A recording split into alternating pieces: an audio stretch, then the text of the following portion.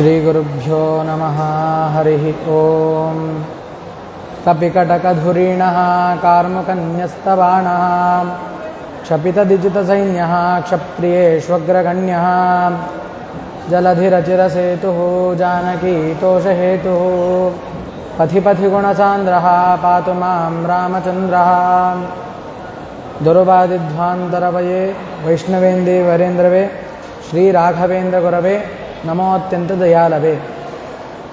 ಧರಣೀಮಂಡಲೇ ಖ್ಯಾತಂ ಧೈರ್ಯಾದಿಗುಣಬ್ರಹ್ಮಿತಂ ಧಿಕೃತಾಶೇಷವಾದೀಭಂ ಧೀರಸಿಂಹಗುರುಂ ಭಜೆ.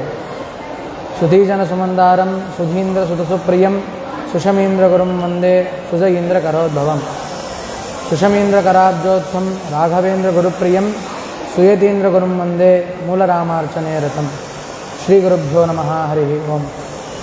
ಅಧುನಾಪೀಠದಲ್ಲಿ ವಿರಾಜಮಾನರಾದಂತಹ ಶ್ರೀ ಶ್ರೀ ಸುಬುಧೇಂದ್ರ ತೀರ್ಥ ಶ್ರೀಪಾದಂಗಳವರ ಆಡಿದಾವರೆಗಳಲ್ಲಿ ನನ್ನ ಶಿರಸಾಷ್ಟಾಂಗ ಪ್ರಣಾಮಗಳನ್ನು ಸಲ್ಲಿಸುತ್ತಾ, ಈ ಏಕಾದಶಿ ಪ್ರಯುಕ್ತ ನಾನು ಈಶಾವಾಸ್ಯೋಪನಿಷತ್ ಎಂಬಂತಹ ಉಪನಿಷತ್ತಿನ ಪ್ರವಚನವನ್ನು ಯಥಾಮತಿಯಾಗಿ ಮಾಡುತ್ತೇನೆ.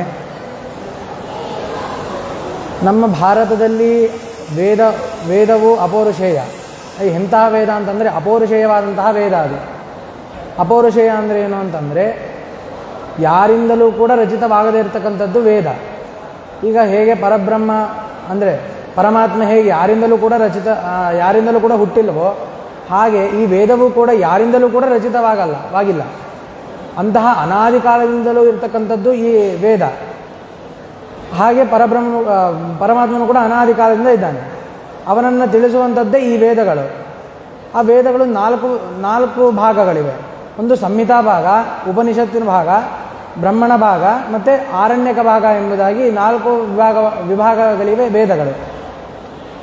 ಸಂಹಿತಾ ಭಾಗ ಏನು ಅಂತಂದರೆ ದೇವತೆಗಳನ್ನು ಸ್ತೋತ್ರ ಮಾಡೋದು, ಇದೆಲ್ಲವೂ ಕೂಡ ಸಂಹಿತಾ ಭಾಗದಲ್ಲಿ ಇರ್ತದೆ.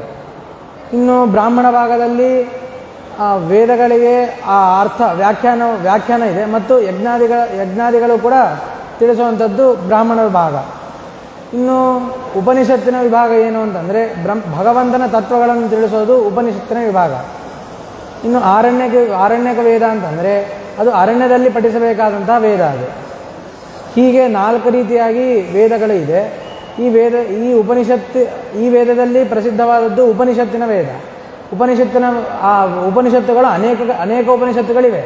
ಆದರೆ ಮಧ್ವಾಚಾರ್ಯರು ಭಾಷ್ಯಗಳನ್ನು ಬರೆದಿದ್ದು 10 ಉಪನಿಷತ್ತಿನ ಭಾಷೆಗಳನ್ನು ಬರೆದಿದ್ದಾರೆ. ಯಾವುದಂತಂದರೆ ಈಶಕೇನ ಘಟಪ್ರಶ್ನ ಮುಂಡಮಾಂಡುಕ್ಯ ತಿತ್ತಿರಿಹಿ ಐತರೇಯಂಚ ಛಾಂದೋಗ್ಯಂ ಬೃಹದಾರಣ್ಯಮೇವಚ.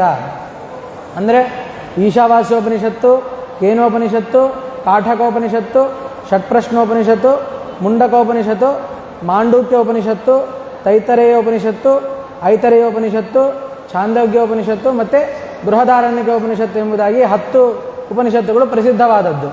ಈ ಉಪನಿಷತ್ತುಗಳಿಗೇನೆ ಮಧ್ವಾಚಾರ್ಯರು ಭಾಷ್ಯವನ್ನು ಬರೆದಿದ್ದಾರೆ. ಅದರಲ್ಲಿ ನಾನು ಈಶಾವಾಸ್ಯೋಪನಿಷತ್ತು ಎಂಬುವಂತಹ ಉಪನಿಷತ್ತಿನ ಪ್ರವಚನವನ್ನು ಮಾಡ್ತೇನೆ. ಈ ಈಶಾವಾಸ್ಯೋಪನಿಷತ್ತು ಹೇಗೆ ಬಂತು ಅಂತಂದರೆ, ಈಗ ಸ್ವಯಂಭೂಮನು ಏನಾಗಿದ್ದಾನೆ. ಸ್ವಯಂಭೂಮನು ಒಮ್ಮೆ ತಪಸ್ಸು ಮಾಡ್ತಿರ್ಬೇಕಾದ್ರೆ ಅವನನ್ನು ಕೊಲ್ಲಲು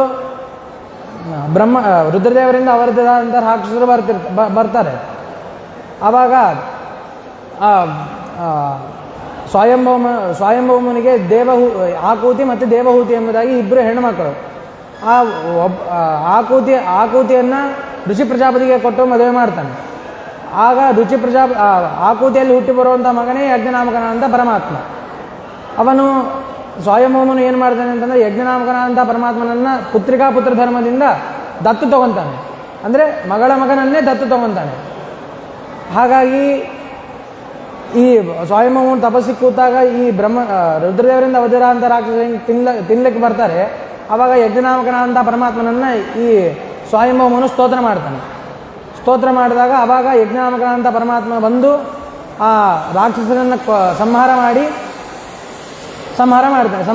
ಈ ಸ್ವಯಂಭೂಮನನ್ನು ಕಾಪಾಡ್ತಾನೆ. ಹಾಗಾಗಿ ಈ ಸ್ವಯಂಭೂಮನು ಯಜ್ಞನಾಮಕನಾದಂಥ ಪರಮಾತ್ಮನನ್ನೇ ಸ್ತೋತ್ರ ಮಾಡ್ತಾರೆ ಈಶಾವಾಸ್ಯ ಅನ್ನೋ ಮಂತ್ರದಿಂದ. ಹಾಗಾಗಿ ಈ ಮಂತ್ರ, ಈ ಉಪನಿಷತ್ತಿನ ಹೆಸರು ಏನಂತಂದರೆ ಯಾಜ್ಞೆ ಮಂತ್ರೋಪನಿಷತ್ತು ಅಂತ ಹೆಸರು. ಮೊದಲನೇ ಮಂತ್ರ ಏನಂತಂದರೆ ಈಶಾವಾಸ್ಯಮಿದಂ ಸರ್ವಂ ಯತ್ಕಿಂಚ ಜಗತ್ಯಾಂ ಜಗತ್ ತೇನ ತೆಕ್ತೇನ ಭುಂಜೀತಾಹ ಮಾಗೃತ ಕಸ್ಯ ಸಿದ್ಧನಂ. ಅಂದರೆ ಈ ಉಪನಿಷತ್ತುಗಳಿಗೆ ಆಚಾರ್ಯ ಭಾಷೆಯನ್ನು ಬರೆದಿದ್ದಾರೆ. ಆಚಾರ್ಯ ಮಂಗಳಾಚರಣೆ ಮಾಡಿದ್ದಾರೆ. ಏನಂತಂದರೆ ನಿತ್ಯಾನಿತ್ಯ ಜಗದ್ಧಾತ್ರೆ ನಿತ್ಯಾಯ ಜ್ಞಾನಮೂರ್ತಯೇ ಪೂರ್ಣಾನಂದಾಯ ಹರಯೇ ಸರ್ವಯಜ್ಞ ಭುಜೇ ನಮಃ. ಅಂದರೆ ನಿತ್ಯಾನಿತ್ಯ ಜಗದ್ಧಾತ್ರೆ ಅಂದರೆ ನಿತ್ಯ ಮತ್ತು ಅನಿತ್ಯವಾದ ವಸ್ತುಗಳನ್ನು ಧಾರಣೆ ಮಾಡುವಂತಹ ಮತ್ತು ನಿತ್ಯಾಯ ಜ್ಞಾನಮೂರ್ತಯೇ ನಿತ್ಯವಾದಂತಹ ಜ್ಞಾನವೇ ಆನಂದವಾಗಿ ಉಳ್ಳಂತಹ ಮತ್ತು ಪೂರ್ಣಾನಂದಾಯ ಹರಯೇ ಅಂದರೆ ಪೂರ್ಣಾನಂದವೇ ಅಂದರೆ ಅವನಿಗೆ ದುಃಖವೇ ಇಲ್ಲ, ಅಂತಹ ಆನಂದ ಅವನಿಗೆ ಇದೆ. ಅಂತಹ ಸರ್ವಯಜ್ಞ ಭುಜೆ ಅಂದರೆ ಎಲ್ಲ ಯಜ್ಞಗಳನ್ನು ಭೋಗ ಮಾಡ್ತಾನೆ, ಹಾಗಾಗಿ ಅವನಿಗೆ ಸರ್ವಯಜ್ಞ ಭುಜೆ ಅಂತ ಹೆಸರು. ಅಂತಹ ಸರ್ವಯಜ್ಞ ಭುಜನ ಅಂತಹ ಯಜ್ಞನಾಮಕನ ಅಂತಹ ಪರಮಾತ್ಮನೇ ನಿನಗೆ ನಮಸ್ಕಾರ ಎಂಬುದಾಗಿ ಆಚಾರ್ಯರು ಸ್ತೋತ್ರ ಮಾಡ್ತಾರೆ. ಇಲ್ಲಿ ಬರೀ ದೇವರಿಗಷ್ಟೇ ನಮಸ್ಕಾರ ಮಾಡಬಾರ್ದು, ಗುರುಗಳಿಗೂ ಕೂಡ ನಮಸ್ಕಾರ ಮಾಡಬೇಕು ಅಂತ ನಿಯಮ ಇದೆ. ಏನಂತಂದರೆ ಯಸ್ಯ ದೇವೇ ಪರಾಭಕ್ತಿ ಯಥಾ ದೇವೇ ತಥಾ ಗುರೌ ತಸ್ಯೇತೆ ಕಥಿತಾ ಹ್ಯರ್ಥಾ ಪ್ರಕಾಶಂತೆ ಮಹಾತ್ಮನಃ. ಅಂದರೆ ಯಸ್ಯ ದೇವೇ ಪರಾಭಕ್ತಿ, ಹೇಗೆ ದೇವರಲ್ಲಿ ನಾವು ಭಕ್ತಿಯನ್ನು ಮಾಡ್ತೇವೋ ಹಾಗೆ ಯಥಾ ದೇವೇ ತಥಾ ಗುರು, ಹಾಗೆ ಗುರುಗಳಲ್ಲೂ ಕೂಡ ಭಕ್ತಿ ಮಾಡಬೇಕಂತೆ. ಭಕ್ತಿ ಮಾಡಿದ್ರೆ ಏನಾಗ್ತದೆ ಅಂತಂದರೆ ಆಗ ಇಲ್ಲದೇ ಇರ್ತಕ್ಕಂಥ, ನಾವು ಓದ್ತಿರ್ತೀವಿ, ಒಂದು ಉಪನಿಷತ್ತನ್ನು ಓದ್ತಿರ್ತೀವಿ, ಈಗ ಇಲ್ಲದೇ ಇರ್ತಕ್ಕಂತಹ ಅರ್ಥಗಳು ಕೂಡ ನಮಗೆ ಗೊತ್ತಾಗ್ತದೆ. ಹಾಗಾಗಿ ನಾವು ಬರೀ ದೇವರಿಗಷ್ಟೇ ನಮಸ್ಕಾರ ಮಾಡೋದಲ್ಲ, ಕಿಂತು ಗುರುಗಳಿಗೂ ಕೂಡ ನಮಸ್ಕಾರ ಮಾಡಬೇಕು ಎಂಬುದಾಗಿ ಆಚಾರ್ಯ ತಿಳಿಸಿದ್ದಾರೆ. ಹಾಗಾಗಿ ಗುರುಗಳಿಗೆ ನಮಸ್ಕಾರ ಮಾಡ್ತಾರೆ. ಹೇಗೆ ಅಂತ ಯಸ್ಮಾತ್ ಬ್ರಹ್ಮೇಂದ್ರ ರುದ್ರಾದಿ ದೇವತಾನಾಂ ಶ್ರೀಯೋಪಿಚ ಜ್ಞಾನಸ್ಫೂರ್ತಿ ಸದಾ ತಸ್ಮೈ ಹರಯೇ ಗುರವೇ ನಮಃ. ಅಂದರೆ ಯಸ್ಮಾತ್ ಈ ಭಗವಂತನಿಂದ ಬ್ರಹ್ಮೇಂದ್ರ ರುದ್ರಾದಿ ದೇವತಾನಾಂ, ಈ ಬ್ರಹ್ಮ ರುದ್ರ ಇಂದ್ರ ಮೊದಲಾದ ದೇವತೆಗಳಿಗೆ ಶ್ರೀಯಃ ಅಪಿ ಅಂದರೆ ಲಕ್ಷ್ಮೀದೇವಿಗೂ ಕೂಡ ನಮಸ್ಕಾರ ಮಾಡ್ತಿದ್ದಾರೆ. ಲಕ್ಷ್ಮೀದೇವಿಗೂ ಕೂಡ ಜ್ಞಾನಸ್ಫೂರ್ತಿ, ಈ ಜ್ಞಾನವನ್ನು ಕೊಡೋನು ಪರಮಾತ್ಮ. ಈ ಬ್ರಹ್ಮ ರುದ್ರ ಇಂದ್ರಾದಿ ದೇವತೆಗಳಿಗೆ ಇಲ್ಲದೇ ಜ್ಞಾನ ಅವರಿಗೆ ಇರೋದಿಲ್ಲ, ಇಲ್ಲದೇ ಇರತಕ್ಕಂತಹ ಜ್ಞಾನಗಳು ಹುಟ್ಟುತ್ತದೆ. ಇನ್ನು ಲಕ್ಷ್ಮೀದೇವಿಯಲ್ಲಾದರೂ ಜ್ಞಾನ ಇರುತ್ತದೆ, ಅದು ಇದ್ದ ಜ್ಞಾನವೇ ಅಭಿವ್ಯಕ್ತವಾಗ್ತದೆ. ಹಾಗಾಗಿ ಈ ಜ್ಞಾನ ಸ್ಫೂರ್ತಿಯನ್ನು ಕೊಡೋದು ಭಗವಂತ. ಹಾಗಾಗಿ ಈ ರುದ್ರ ದೇವತೆಗಳಿಗೆ ಜ್ಞಾನಸ್ಫೂರ್ತಿಯಾದ ಭಗವಂತನೇ ಅವರು ಮಧ್ವಾಚಾರ್ಯ ಗುರುಗಳು, ಭಗವಂತನೇ ಗುರುಗಳು. ಯಾಕಂದರೆ ವೇದವ್ಯಾಸರೇ ಭಗವಂತ, ಆ ವೇದವ್ಯಾಸರ ಶಿಷ್ಯರು ಮಧ್ವಾಚಾರ್ಯರು. ಹಾಗಾಗಿ ಮಧ್ವಾಚಾರ್ಯರು ಗುರುಗಳಾದ ಹರಿಗೆ ನಮಸ್ಕಾರವನ್ನು ಮಾಡ್ತಿದ್ದಾರೆ.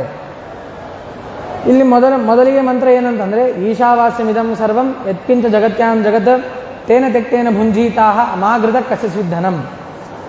ಈಶಾವಾಸ್ಯಮಿದಂ ಸರ್ವಂ ಅಂದರೆ ಈ ಎಲ್ಲ ಪ್ರಪಂಚವು ಈಶಾವಾಸ್ಯಮಿದಂ ಸರ್ವಂ ಯತ್ಕಿಂಚ ಜಗತ್ಯಾಂ ಜಗತ್, ಈ ಎಲ್ಲ ಜಗತ್ತೇನಿದೆ ಈ ಎಲ್ಲ ಜಗತ್ತು ಕೂಡ ಪರಮಾತ್ಮನದ್ದೇ. ಕೇವಲ ಈ ಎಲ್ಲ ವಸ್ತುಗಳು ಪರಮಾತ್ಮನದ್ದೇ ಅಂತ ಹೇಳ್ತಿದ್ದಾರೆ. ತೇನ ತೆಕ್ತೇನ ಭುಂಜೀತಾಹ, ಈಗ ಒಂದು ಯಾರ ಮನೆಗೂ ಕೂಡ ನಾವು ಬೇಡಬಾರದಂತೆ, ಬೇಡಬಾರದು, ಎಲ್ಲವೂ ಕೂಡ ಭಗವಂತನದ್ದೇ. ಹಾಗಾಗಿ ಯಾರೂ ಕೂಡ ತಮ್ಮ ಕೈಯಿಂದ ಯಾರೂ ಕೊಡೋದಿಲ್ಲ, ಹೊರತು ಭಗವಂತನ ಇಚ್ಛೆಯಿಂದನೇ ಎಲ್ಲರೂ ಕೊಡ್ತಾರೆ. ಹಾಗಾಗಿ ಯಾರಲ್ಲೂ ಕೂಡ ನಾವು ಹಣವನ್ನು ಬೇಡಬಾರದು. ಅದನ್ನೇ ಈ ಮಂತ್ರ ಹೇಳ್ತಿದ್ದಾರೆ. ಈ ತೇನ ತೆಕ್ತೇನ ಭುಂಜೀತಾಹ ಅಂದರೆ ಎಲ್ಲವೂ ಭಗವಂತನೇ ಕೊಡ್ತಾನೆ. ಹಾಗಾಗಿ ಯಾರನ್ನೂ ಕೂಡ ಬೇಡಬಾರದು. ಮಾಗೃತಃ ಕಸ್ಯ ಸಿದ್ಧನಂ, ಯಾರನ್ನೂ ಕೂಡ ಹಣವನ್ನು ಬೇಡಬಾರದು ಅಂತ ಹೇಳ್ತಿದ್ದಾರೆ. ಅಲ್ಲ, ಈ ಈಶಾವಾಸ್ಯ ಈ ಮಂತ್ರ ಯಾಕೆ ಹೇಳಬೇಕು ಅಂತಂದರೆ, ಈಗ ನಾವು ಬ್ರಹ್ಮವಿದ್ಯೆಯನ್ನು ಪಡಿಬೇಕಂತಂದರೆ ನಾವು ಅಲ್ಲಿ ಎರಡು ಕೆಲಸ ಮಾಡಬೇಕು. ಒಂದು ವೈರಾಗ್ಯವನ್ನು ಪಡಿಬೇಕು, ಮತ್ತೊಂದು ಉಚಿತ ಕರ್ಮಾನುಷ್ಠಾನಗಳನ್ನು ಮಾಡಬೇಕು. ಈ ಮೊದಲನೇ ಮಂತ್ರದಿಂದ ಏನು ತಿಳಿಸ್ತಿದ್ದಾರೆ? ವೈರಾಗ್ಯವನ್ನು ತಿಳಿಸ್ತಾರೆ. ಆಗ ವೈರಾಗ್ಯ ಅಂತಂದರೆ ಅದೇ, ಯಾರ ಹಣವನ್ನು ಕೂಡ ಬೇಡಬಾರದು ಎಂಬುದಾಗಿ ವೈರಾಗ್ಯ, ಆ ವೈರಾಗ್ಯವನ್ನು ತಿಳಿಸ್ತಿದ್ದಾರೆ. ಇನ್ನು ಎರಡನೇ ಮಂತ್ರ ಸ್ವಉಚಿತ ಕರ್ಮಾನುಷ್ಠಾನವನ್ನು ಕೂಡ ಮಾಡಬೇಕಂತ. ಸ್ವಉಚಿತ ಕರ್ಮಾನುಷ್ಠಾನ ಎರಡನೇ ಮಂತ್ರದಿಂದ ತಿಳಿಸ್ತಾರೆ. ಏನಂತಂದರೆ ಕುರ್ವನ್ನೇವೇಹ ಕರ್ಮಾಣಿ ಜಿಜೇವಿಷೇತ್ ಶತಕಂ ಸಮಾಹ ಏವಂ ತ್ವಯಿಕ ನಾಣ್ಯಥೇತೋಸ್ತಿ ನ ಕರ್ಮ ಲಿಪ್ಯತೆ ನರೇ. ಅಂದರೆ ನಾವು 100 ವರ್ಷಗಳ ಕಾಲ ಬದುಕಬೇಕಂತೆ. ಸುಮ್ಮನೆ ಬದುಕೋದಲ್ಲ, ಸುಮ್ಮನೆ ಬದುಕಿ ಸುಖವಾಗಿರಬೇಕು ಅಂತ ಬದುಕಬಾರದು. ಎದಕ್ಕೆ ಬದುಕಬೇಕಂತಂದರೆ ಉಚಿತ ಕರ್ಮಗಳನ್ನು ಮಾಡಬೇಕು ಎಂಬುದಾಗಿ ಬದುಕಬೇಕಂತೆ. ಇಲ್ಲಿ ಮಾಡದೇ ಹೋದರೆ ಆಚಾರ್ಯ ತಿಳಿಸ್ತಾರೆ ಏನಂತಂದರೆ ಅಗ್ನಸ್ಯ ಕರ್ಮಲಿಪ್ಯೇತ ಕೃಷ್ಣೋಪಾಸ್ತಿಂ ಅಕುರ್ವತಃ. ಅಂದರೆ ಯಾರು ಅಜ್ಞಾನಿಯಾದವನು ಕರ್ಮವನ್ನು ಬಿಟ್ಟರೆ, ಅಂದರೆ ಸ್ವೋಚಿತ ಕರ್ಮವನ್ನು ಬಿಟ್ಟರೆ ಅವನು ಲೇಪವನ್ನು ಅಂದರೆ ಇವನು ಕರ್ಮ ಬಿಟ್ಟ ಎಂಬುದಾಗಿ ದೋಷವನ್ನು ಹೊಂದುತ್ತಾನೆ. ಇನ್ನು ಜ್ಞಾನಿಯಾದರೂ ಜ್ಞಾನನೋಪಿ ಯಥೋಹ್ರಾಸಃ ಆನಂದಸ್ಯ ಭವೇದ್ಧ್ರುವಂ. ಅಂದರೆ ಇನ್ನು ಜ್ಞಾನಿಯಾದವನು ಕರ್ಮವನ್ನು ಬಿಟ್ಟರೆ ಅವನಿಗೆ ಆನಂದದ ಹ್ರಾಸ, ಅವನಿಗೆ ಜ್ಞಾನಿಯಾದವನಿಗೆ ಮೋಕ್ಷ ಖಚಿತ. ಆದರೆ ಆ ಮೋಕ್ಷದಲ್ಲಿ ಆನಂದದ ಹ್ರಾಸ ಅಂದರೆ ಆನಂದವು ಕಡಿಮೆ ಆಗ್ತದೆ. ಹಾಗಾಗಿ ಈ ಜ್ಞಾನಿಯಾದವನು ಸ್ವೋಚಿತ ಕರ್ಮಾನುಷ್ಠಾನ ಬಿಟ್ಟರೆ ಆನಂದದ ಹ್ರಾಸ ಪಡಿತಾನೆ ಅಂತಂದರೆ ಇನ್ನು ಹಾಗಾಗಿ ಎಲ್ಲರೂ ಕೂಡ ಸ್ವೋಚಿತ ಕರ್ಮಾನುಷ್ಠಾನಗಳನ್ನು ಮಾಡಲೇಬೇಕೆಂಬುದಾಗಿ ಈ ಮಂತ್ರ ತಿಳಿಸ್ಕೊಡ್ತಾ ಇದೆ. ಹಾಗಾಗಿ ಧರ್ಮಗಳು 4: ಬ್ರಾಹ್ಮಣ, ಕ್ಷತ್ರಿಯ, ವೈಶ್ಯ, ಶೂದ್ರ. ಈ 4 ಧರ್ಮಗಳಿಗೆ ಅನುಸಾರವಾಗಿ ಉಚಿತ ಕರ್ಮಾನುಷ್ಠಾನಗಳನ್ನು ಹೇಳಿದ್ದಾರೆ. ಆ ಉಚಿತ ಕರ್ಮಾನುಷ್ಠಾನವನ್ನು ಮಾಡಬೇಕೆಂಬ ಇಚ್ಛೆಯಿಂದ ನಾವು 100 ವರ್ಷಗಳನ್ನು ಬದುಕಬೇಕೆಂದು ಇಚ್ಛೆ ಪಡಬೇಕದು. ಇನ್ನು ಇಲ್ಲಿ ಪರರು ಬೇರೆ ರೀತಿಯಾಗಿ ವ್ಯಾಖ್ಯಾನ ಮಾಡ್ತಾರೆ. ಏನಂತಂದರೆ ಮೊದಲನೇ ಮಂತ್ರದಿಂದ ಜ್ಞಾನಿಯಾದವನು ಕರ್ಮವನ್ನು ಬಿಡಬೇಕು, ಎರಡನೇ ಮಂತ್ರದಿಂದ ಜ್ಞಾನಿಯಾದವನು ಕರ್ಮವನ್ನು ಅಂದರೆ ಸ್ವೋಚಿತ ಕರ್ಮಾನುಷ್ಠಾನಗಳನ್ನು ಮಾಡಬೇಕು ಎಂಬುದಾಗಿ ಹೇಳ್ತಿದ್ದಾರೆ. ಅಂದರೆ ಈ ಹಿಂದಿನ ಮಂತ್ರದಿಂದ ಈಶಾವಾಸ್ಯಂ ಇದಂ ಸರ್ವಂ, ಅಂದರೆ ಈ ಎಲ್ಲ ಜಗತ್ತು ಕೂಡ ಪರಮಾತ್ಮನಿಂದ ಆವರಿಸಲ್ಪಟ್ಟದ್ದು ಅಂತ ಹೇಳ್ತಾರೆ. ಮತ್ತು ಅಷ್ಟೇ ಅಲ್ಲ, ತೇನ ತೆಕ್ತೇನ ಭುಂಜೀತಾಹ. ಹಾಗಾಗಿ ಎಲ್ಲ ಜ್ಞಾನಿಗಳು ಕೂಡ ಕರ್ಮವನ್ನು ಬಿಡಬೇಕು ಎಂಬುದಾಗಿ ಹೇಳ್ತಾರೆ. ಮತ್ತು ಮಾಗೃತಃ ಕಸಸಿದ್ಧನಂ, ಅಂದರೆ ಈ ಹಣ ಏನಿದೆ ಇದು ಮಿಥ್ಯಾಭೂತವಾದಂಥ ವಿಷಯ. ಈ ಮಿಥ್ಯಾಭೂತವಾದದ್ದು, ಹಾಗಾಗಿ ಹಣವನ್ನು ಬೇಡಬಾರದು ಎಂಬುದಾಗಿ ಪರರು ವ್ಯಾಖ್ಯಾನ ಮಾಡ್ತಾರೆ. ಮತ್ತು ಎರಡನೇ ಮಂತ್ರದಿಂದ ಏನು ವ್ಯಾಖ್ಯಾನ ಮಾಡ್ತಾರೆ ಅಂತಂದರೆ ಅಜ್ಞಾನಿಯಾದವನು ಸ್ವೋಚಿತ ಕರ್ಮಾನುಷ್ಠಾನಗಳನ್ನು ಮಾಡಬೇಕು ಎಂಬುದಾಗಿ ಈ ಎರಡನೇ ಮಂತ್ರದಿಂದ ವ್ಯಾಖ್ಯಾನ ಮಾಡ್ತಾರೆ. ಈ ರೀತಿಯಾಗಿ ಮಾಡೋದು ಸರಿಯಲ್ಲ. ಯಾಕೆ ಅಂತಂದರೆ ಅವರು ಮೊದಲನೇ ಮಂತ್ರದಿಂದ ವೈರಾಗ್ಯ, ಎರಡನೇ ಮಂತ್ರದಿಂದ ಸ್ವೋಚಿತ ಕರ್ಮಾನುಷ್ಠಾನಗಳನ್ನು ಹೇಳಿದ್ದೇವೆ. ಹಾಗಾಗಿ ಮೊದಲನೇ ಮಂತ್ರದಿಂದ ಅವರು ಕರ್ಮವನ್ನೇ ಬಿಡಬೇಕು ಅಂತ ಹೇಳ್ತಿದ್ದಾರೆ, ಅದು ಸರಿಯಲ್ಲ ಅಂತ ನಿಂದನೆ ಮಾಡ್ತಾರೆ. ಇನ್ನು ಬ್ರಹ್ಮವಿದ್ಯೆ ಹೊಂದಬೇಕು ಅಂತಂದರೆ ಬರೇ ವೈರಾಗ್ಯ ಮತ್ತು ಸ್ವೋಚಿತ ಕರ್ಮಾನುಷ್ಠಾನ ಅಷ್ಟೇ ಇರಬಾರ್ದು, ಹೊರತು ಏನು ವಿಷಯ ತಿಳಿಬೇಕು, ಏನು ತಿಳಿಯಬಾರದು ಅಂತ ಹೇಳ್ತಿದ್ದಾರೆ.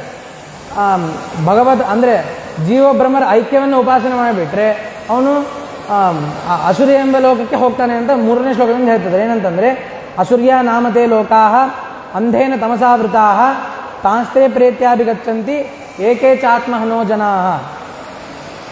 ಅಂದರೆ ಅಸುರಿಯ ಲೋಕ ಅಂತಂದರೆ ಏನಂತಂದರೆ ಅಲ್ಲಿ ಸುಖವೇ ಇರೋದಿಲ್ಲ, ಸುಖ ಲೇಷವೂ ಕೂಡ ಇರೋದಿಲ್ಲ, ಅವು ಬರೇ ದುಃಖದಿಂದ ಕೂಡಿರ್ತದೆ. ಅಂತಹ ಲೋಕಕ್ಕೆ ಯಾರು ವಿಪರೀತ ಜ್ಞಾನವನ್ನು ಪಡಿತಾನೋ, ಅಂದರೆ ಜೀವಬ್ರಹ್ಮರ ಐಕ್ಯ ಎಂಬುದಾಗಿ ಯಾರು ಜ್ಞಾನ ಪಡಿತಾನೋ ಅವನು ಅಸುರಿ ಎಂಬ ಲೋಕಕ್ಕೆ ಹೋಗ್ತಾನೆ. ಆ ಲೋಕ ಎಂಥದ್ದು ಅಂತಂದರೆ ಅಂಧೇನ ತಮಸಾವೃತಾಹ, ಅಂದರೆ ಗಾಢಾಂತವಾದ ಕತ್ತಲೆಯಿಂದ ಕೂಡಿರ್ತಕ್ಕಂತಹ ಲೋಕ. ಆ ಲೋಕವನ್ನು ಯಾರು ಏಕೇಚ ಆತ್ಮನ ಜನ, ಅಂದರೆ ಯಾರು ಜೀವಬ್ರಹ್ಮರ ಐಕ್ಯವನ್ನು ಉಪಾಸನೆ ಮಾಡ್ತಾನೋ ಅವನು ಅಸುರ್ಯ ಎಂಬ ಲೋಕಕ್ಕೆ ಹೋಗ್ತಾನೆ ಎಂಬುದಾಗಿ ಈ ಮಂತ್ರದಿಂದ ತಿಳಿಸ್ತಾ ಇದ್ದಾರೆ. ಅಲ್ಲ, ಇನ್ನು 4ನೇ ಮಂತ್ರದಿಂದ ಏನು ತಿಳಿಸಿದ್ದಾರೆ ಅಂತಂದರೆ ಪರಮಾತ್ಮನನ್ನು ವಿಪರೀತವಾಗಿ ತಿಳ್ಕೋಬಾರ್ದು ಅಂತ ಹೇಳ್ತಿದ್ದಾರೆ. ಪರಮಾತ್ಮನನ್ನು ಹೇಗೆ ತಿಳ್ಕೋಬೇಕು ಅಂತಂದರೆ ಅದನ್ನು 4ನೇ ಮಂತ್ರದಿಂದ ತಿಳಿಸ್ತಾ ಇದ್ದಾರೆ. ಏನಂತಂದರೆ ಅನೇಜದೇಕಂ ಮನಸೋ ಜವೀಯೋ ನೈನದ್ದೇವ ಆಪ್ನುವತ್ ಪೂರ್ವಮರ್ಷತ್ ತದ್ಧಾವತೋ ನಾನತ್ಯೇತಿ ತಿಷ್ಠತ್ ತಸ್ಮಿನ್ನಪೋ ಮಾತರಿಶ್ವ ದಧಾತಿ. ಅಂದರೆ ಪರಮಾತ್ಮ ಒಬ್ಬನೇ, ಅವನು ಅನೇಜತ್, ಅಂದರೆ ಯಾರಿಂದಲೂ ಕೂಡ ನಿರ್ಭಯನೇ ಇಲ್ಲ, ಅವನಿಗೆ ನಿರ್ಭಯನಾದಂತಹ ಪರಮಾತ್ಮ. ಮತ್ತು ಏಕನಾಗಿದ್ದಾನೆ, ಅಂದರೆ ಪ್ರಾಧಾನ್ಯ ಒಬ್ಬನೇ ಆಗಿದ್ದಾನೆ ಅವನು. ಮತ್ತು ಮನಸಃ ಜವೀಯ, ಅಂದರೆ ಮನಸ್ಸಿಗಿಂತಲೂ ಕೂಡ ಗೆದ್ದವನು. ಅಂದರೆ ಮನಸ್ಸು ಎಷ್ಟು ಬೇಗ ಹೋಗ್ತದೋ ಅದಕ್ಕಿಂತಲೂ ಕೂಡ ವೇಗವಂತನಾಗಿದ್ದಾನೆ ಭಗವಂತ. ಮತ್ತು ನೈನದ್ದೇವ ಆಪ್ನುವತ್, ಅಂದರೆ ಬೇರೆ ದೇವತೆಗಳು ಇವನನ್ನು ಪೂರ್ತಿ ತಿಳಿಯಲು ಸಾಧ್ಯವೇ ಇಲ್ಲ. ಅವರು ತಿಳಿತಾರೆ, ಅದೇ ಪೂರ್ತಿ ತಿಳಿಯೋದಿಲ್ಲ. ಇನ್ನು ಪೂರ್ವಮರ್ಷತ್ತು, ಎಲ್ಲ ಈ ಜಗತ್ತು ಬರೋಕ್ಕಿಂತ ಮುಂಚೆನೇ ಎಲ್ಲವನ್ನೂ ತಿಳಿದಂತಹವನು ಪರಮಾತ್ಮ. ತದ್ಧಾವತೇನ ನತ್ಯೇತಿ ತಿಷ್ಠತ್, ಅಂದರೆ ಅವನು ನಿಂತಲ್ಲೇನೆ ಓಡೋರನ್ನು ಗೆಲ್ತಾನೆ. ಅಂದರೆ ಈಗ ಓಡ್ತಿರ್ತೇವೆ ನಾವು, ನಿಂತಲ್ಲೇ ನಾವು ಓಡೋರನ್ನು ಗೆಲ್ಲಕ್ಕಾಗಲ್ಲ. ಅದೇ ಪರಮಾತ್ಮ ಹಂಗಲ್ಲ, ನಿಂತಲ್ಲೇ ಓಡೋರನ್ನು ಗೆಲ್ತಾನೆ. ಹಾಗಾಗಿ ಅಂತಹ ಪರಮಾತ್ಮನಲ್ಲಿ ಈ ಮಾತರಿಶ್ವ ಅಂತಂದರೆ ವಾಯುದೇವರು, ಅಂದರೆ ಮಧ್ವಾಚಾರ್ಯರು ಎಲ್ಲ ಕರ್ಮಗಳನ್ನು, ನಾವೇನು ಕರ್ಮಗಳನ್ನು ಮಾಡ್ತೇವೆ ಅವೆಲ್ಲವನ್ನೂ ಕೂಡ ಮಧ್ವಾಚಾರ್ಯರು ಅವರಲ್ಲಿ ಪರಮಾತ್ಮನಲ್ಲಿ ಸಮರ್ಪಣೆ ಮಾಡ್ತಾರೆ. ಇಲ್ಲಿ ಪರರು ಏನು ವ್ಯಾಖ್ಯಾನ ಮಾಡ್ತಾರೆ ಅಂತಂದರೆ, ಅನೇಜತ್ ಅಂತಂದರೆ ನಿಷ್ಕ್ರಿಯನಾದವನು ಅಂತ ವ್ಯಾಖ್ಯಾನ ಮಾಡ್ತಾರೆ. ಈ ರೀತಿಯಾಗಿ ವ್ಯಾಖ್ಯಾನ ಮಾಡೋದು ಸರಿಯಲ್ಲ. ಯಾಕೆ ಅಂತಂದರೆ ಮನಸಃ ಜವೀಯ ಅಂತಂದರೆ, ಮನಸಃ ಜವೀಯ ಈ ವಾಕ್ಯಕ್ಕೆ ವಿರೋಧ ಬರ್ತದೆ. ಏನಂತಂದರೆ ನಿಷ್ಕ್ರಿಯನಾದವನು ಮನಸ್ಸನ್ನು ಗೆಲ್ಲಲಿಕ್ಕೆ ಸಾಧ್ಯ ಇಲ್ಲ. ಹಾಗಾಗಿ ನಿಷ್ಕ್ರಿಯ ಅಂತ ಅರ್ಥ ಹೇಳಬಾರದು, ಕಿಂತು ನಿರ್ಭಯ ಅಂತಲೇ ಅರ್ಥ ಹೇಳಬೇಕು. ಇನ್ನು ಏಕಮಂತಂದರೆ ದ್ವಿತೀಯ ವಸ್ತು ರಾಹಿತ್ಯ ಅಂತ ಅರ್ಥ ಮಾಡ್ತಾರೆ. ಅಂದರೆ ಎರಡನೇ ವಸ್ತು ರಹಿತನಾದವನು ಪರಮಾತ್ಮ ಅಂತ ವ್ಯಾಖ್ಯಾನ ಮಾಡ್ತಾರೆ. ಈ ರೀತಿಯಾಗಿ ಮಾಡೋದು ಕೂಡ ಸರಿಯಲ್ಲ. ಯಾಕೆ ಅಂತಂದರೆ ಈ ರೀತಿಯಾಗಿ ವ್ಯಾಖ್ಯಾನ ಮಾಡಿಬಿಟ್ರೆ ಆಗ ಮುಂದಿನ ಮಂತ್ರದಲ್ಲಿ ತದ್ದೂರೇ ತದ್ದುದಂತಿಕೆ ಎಂಬುದಾಗಿ ವಾಕ್ಯ ಇದೆ, ಆ ವಾಕ್ಯಕ್ಕೆ ವಿರೋಧ ಬರ್ತದೆ. ಹಾಗಾಗಿ ಏಕಮಂತಂದರೆ ಒಬ್ಬನೇ ಎಂಬುದಾಗಿ ಪ್ರಾಧಾನ್ಯತಃ ಅವನನ್ನು ವ್ಯಾಖ್ಯಾನ ಮಾಡಬೇಕು. ಇನ್ನು ಮನಸ್ಸೋ ಜವಿಯೋ ಅಂತಂದರೆ ಮನಸ್ಸನ್ನು ಮನಸ್ಸಿಗಿಂತಲೂ ಮನಸ್ಸನ್ನು ಗೆದ್ದವನು ಅಂತ ಅರ್ಥ. ಅಂದರೆ ಮನಸ್ಸು ಎಷ್ಟು ಬೇಗ ಹೋಗ್ತೋ ಅದಕ್ಕಿಂತಲೂ ವೇಗವಾಗಿ ಹೋಗ್ತವನೆ. ಅದು ಯಾರಿಗೂ ಕೂಡ ಸಾಧ್ಯ ಇಲ್ಲ. ಅದು ಅಚಿಂತ್ಯ ಶಕ್ತಿ ಇರಬೇಕು ಮತ್ತು ಸರ್ವಗತನಾಗಿರಬೇಕು. ಈ ಪರಮಾತ್ಮನ ಅಚಿಂತ್ಯ ಶಕ್ತಿ ಉಳ್ಳವನು ಆಗಿದ್ದಾನೆ. ಇದರಿಂದ ಏನು ತಿಳಿತಾಗ್ತದೆ ಅಂತಂದರೆ ಅಚಿಂತ್ಯ ಶಕ್ತಿಯು ಪರಮಾತ್ಮನಲ್ಲಿ ಅಚಿಂತ್ಯ ಶಕ್ತಿಯೂ ಇದೆ ಮತ್ತು ಸರ್ವಗತನೂ ಆಗಿದ್ದಾನೆ ಎಂಬುದಾಗಿ ಈ ಮಂತ್ರದಿಂದ ತಿಳಿತದೆ. ಇನ್ನು ಹಾಗಾಗಿ ನೈನದ್ದೇವ ಆಪ್ನುವತ್ ಅಂತಂದರೆ ಇಲ್ಲಿ ಪರರು ಏನು ವ್ಯಾಖ್ಯಾನ ಮಾಡ್ತಾರೆ ಅಂತಂದರೆ ಸರ್ವಥಾ ಅಗೋಚರತ್ವಾದ ಅಂತ ಅರ್ಥ ಮಾಡ್ತಾರೆ. ಅಂದರೆ ಯಾರಿಂದಲೂ ಕೂಡ ಭಗವಂತನು ತಿಳಿಯಲು ಅಸಾಧ್ಯ ಅಂತ, ಅಂದರೆ ಯಾರಿಂದಲೂ ಕೂಡ ತಿಳಿಯಲ್ಲ ಅಂತ ವ್ಯಾಖ್ಯಾನ ಮಾಡ್ತಾರೆ. ಇದು ಸರಿಯಲ್ಲ. ಯಾಕೆ ಅಂತಂದರೆ ಬ್ರಹ್ಮಾದಿ ದೇವತೆಗಳು ಪರಮಾತ್ಮನನ್ನು ತಿಳಿತಾರೆ, ಆದರೆ ಎಲ್ಲ ತಿಳಿಯಲ್ಲ. ಸ್ವಲ್ಪ ಪರಮಾತ್ಮನಲ್ಲಿ ಸ್ವಲ್ಪವನ್ನ ಜ್ಞಾನ ಇರ್ತದೆ. ಹಾಗಾಗಿ ನೀವು ಸರ್ವಥಾ ಅಗೋಚರತ್ವ ಅಂತ ಹೇಳೋದು ಸರಿಯಲ್ಲ. ಹಾಗಾಗಿ ಒಟ್ಟಾರೆ ಏನು ತಿಳಿಸ್ದಂಗೆ ಆಯಿತು ಅಂತಂದರೆ ಈ 4ನೇ ಮಂತ್ರದಿಂದ ಎಂತಹ ಪರಮಾತ್ಮನನ್ನು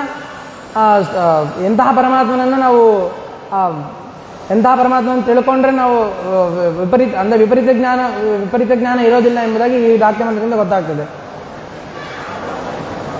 ಹಾಗಾಗಿ ಈ ರೀತಿಯಾಗಿ ಏನು ಪರಮಾತ್ಮನನ್ನು ಈ ರೀತಿಯಾಗಿ ಯಾರು ಪರಮಾತ್ಮನನ್ನು ವ್ಯಾಖ್ಯಾನ ಅಂದರೆ ಉಪಾಸನೆ ಮಾಡ್ತಾರೋ ಅಂಥವನು ಮೋಕ್ಷವನ್ನು ಹೊಂದುತ್ತಾನೆ, ಅಂದರೆ ಮೋಕ್ಷಕ್ಕೆ ಹೋಗ್ತಾನೆ ಅಂತ ಹೇಳ್ತಿದ್ದಾರೆ. ಇಷ್ಟು ಹೇಳ್ತಾ ನನ್ನ ಮಾತನ್ನು ಮುಗಿಸುತ್ತಿದ್ದೇನೆ. ಶ್ರೀಕೃಷ್ಣ ನಮಸ್ತೆ.